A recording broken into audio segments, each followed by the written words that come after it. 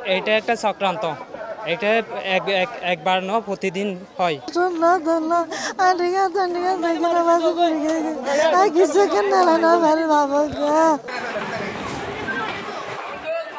ধাউ ধাউ করে জ্বলছে আগুন, মুহূর্তের মধ্যে ছড়িয়ে পড়ে চারদিকে।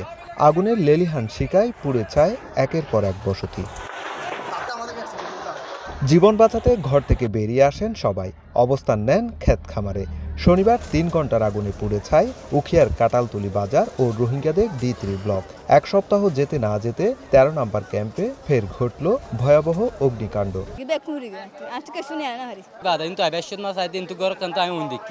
রোহিঙ্গাদের বসতির পাশাপাশি এই ক্যাম্পের পাশে ছিল স্থানীয়দের ঘরও। আগুনে পুড়ে ছাই স্থানীয়দের ১০টির বেশি বসতি ও ১৫০'র বেশি দোকান। এলাকাবাসীর দাবি, নাশকতার উদ্দেশ্যে এই আগুন লাগানো হয়েছে। এটা একটা চক্রান্ত। এটা একবার নয়, প্রতিদিন হয়।